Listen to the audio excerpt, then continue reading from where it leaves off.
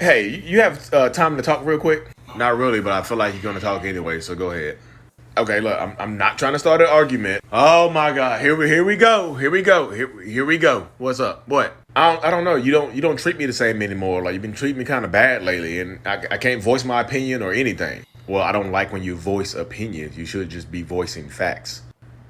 What does that mean? It's like, see, you're trying to confuse me again. Look, how about this? Let's stop all the confusion. If you're not happy here, you're not happy with your role, you can just leave. I'm not holding you hostage. I don't want to. I don't want to leave. I just want to talk and fix this. Well, I don't think there's anything to fix. I feel like I'm happy. I'm good. You're the one who have the problem. So why don't you just change? We're supposed to be a unit, a couple. We're supposed to be in this together. I mean, we don't have to be though. We don't have to be what? A unit or a couple or whatever. I told you, you can leave. What is going on, beautiful people? Welcome to another episode of A Narcissist Explains. I am self-aware, diagnosed narcissist Lee Hammock, and I use my platform of over 1 million people now combined to raise awareness for narcissistic personality disorder, get more people into therapy, and validate the victims and survivors of said disorder.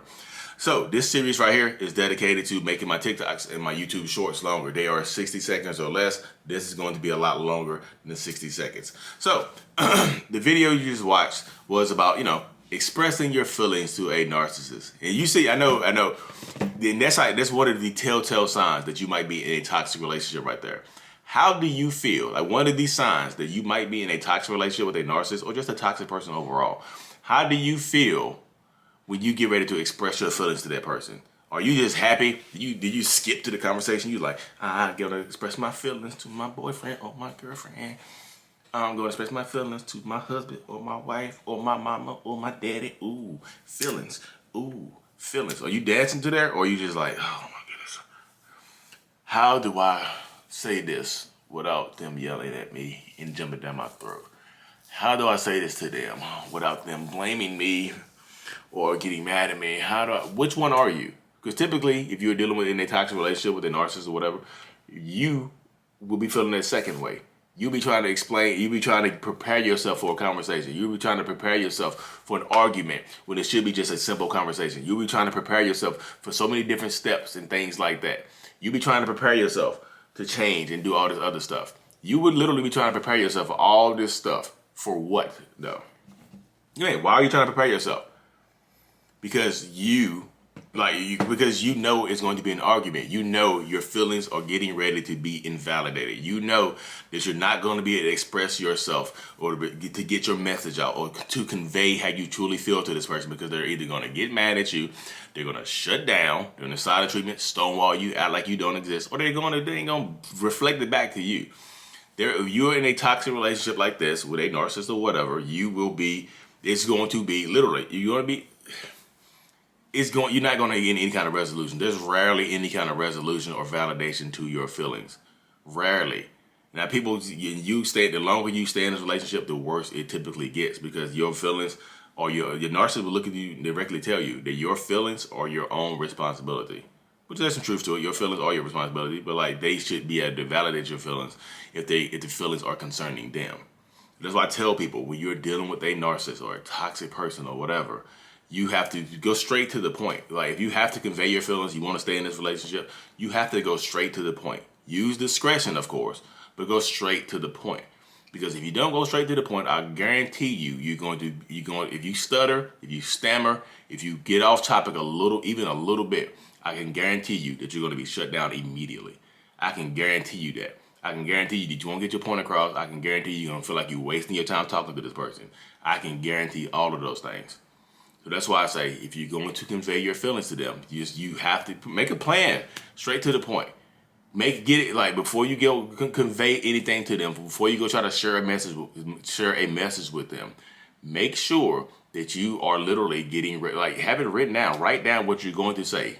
If you can sum everything that you want to say up in 1 or 2 sentences, do that. Don't get ready to read a 15-page letter. Don't be Aaliyah and write a 4-page letter. Don't do that. If you can sum it up as quickly as possible and get straight to the point, that's the best way to do it. And use discretion, of course, because people are angry. People are emotionally unavailable. Some people are violent, physically violent. So that's why I say you have to prepare yourself for that. If you can do it straight to the point, go straight to the point with it. Don't beat around the bush. Hey, I didn't like this because of this. Don't just say, hey, you remember last night when we were arguing, we're talking, and you said this? Don't do that. You already shut down. Literally, straight to the point. You have to. I know it's you. I feel like I know people are saying. I know people. A lot of people think like, well, damn, I gotta jump through hoops to be with this narcissist. Don't I? Like, why everything gotta be on me? Why do I have to make all these sacrifices? Because if you choose to stay in this relationship, that's the dynamic you're gonna have to do. You have to learn to convey your feelings to yourself a little bit more. You know what I mean? Sometimes you find comfort in your friends. That's why you don't need to cut your friends and family off, because you need to be able to talk to other people about this stuff. You need to be able to talk to other people about how you feel and why you feel the way that you feel. Because if you can't convey it to that narcissistic person in your life, then you can't convey it to anybody. Then you internalize it and you start to eat away at yourself. You internalize all this stuff and you start to damage yourself. It becomes toxic. If you don't let it out, it becomes toxic to you. It's like poisoning yourself with feelings. It's like poisoning yourself with unspoken words. It's like poisoning yourself with unspoken dreams and aspirations. And unspoken, like anything unspoken. You like pretty much poisoning yourself with it. So I say, learn to convey your feelings. Like if you're going to deal with a narcissist, that you've been with for a long time, you know how they're going to react. Straight to the point, and you have to expect apprehension. So yes, you have to expect apprehension in times like this when you are dealing with a narcissist. And I know you probably saw the camera switch up because guess what? My camera died on me. I didn't charge it overnight, so I had to use my phone to finish this. So bear with me, y'all. I'm still going to be some good points hit right here in this last few minutes. But yeah, expect apprehension because like if you're going to convey something, like and the reason the narcissist is going to be apprehensive towards you, the reason the narcissist is not going to want to hear you convey your feelings to them is because the narcissist knows that they are responsible for how you are feeling. They know they caused you to get to this point, but it's easier to deflect it back to you than it is to take responsibility or accountability for anything that we have said or we have done. We know it. I remember my wife coming to say something to me. She's like, you remember the conversation we were having last night? And I know the conversation we were having last night was not going in my favor. So you don't want to talk about it. Like, what? I thought we finished that. Nope, we didn't finish it. We said we'd talk about it today. And today is here, and we still don't want to talk about it. So a lot of times when you deal with a narcissistic person, that's exactly how it goes. And that's why I tell people, when you convey your feelings to a narcissist, go straight to the point. Don't beat around the bush. They know the conversation you had last night. Don't even lead with that. They know what you're talking about last night. Go straight to the point. That way, at least you know you said it. Because a lot of people, you feel like you can't even say it without somebody jumping down your throat. And why do y'all, like, the longer you stay in these unhealthy relationships, the more it will, like I was talking about earlier, the more it will poison you, or you will feel like you're being poisoned by this person. So you have to be able to stand in your truth and stand in your power, because if you don't, I promise you, you're going to be taken advantage of. Your feelings are going to be hurt, and you're going to be jealous of everybody around you that is having a normal, productive relationship where they can talk to each other, where they are showing love and caring. There's constant, there's affection being shown and things like that. You'll become jealous of those relationships. You will, 100%. And then you try to bring it up to your narcissistic partner. Hey, why can't we be like that? Go be with them then. You want that type of relationship? Go be with them then. Because you know who I'm going to be. You know who I am and what I'm going to do. That's exactly what you'll get.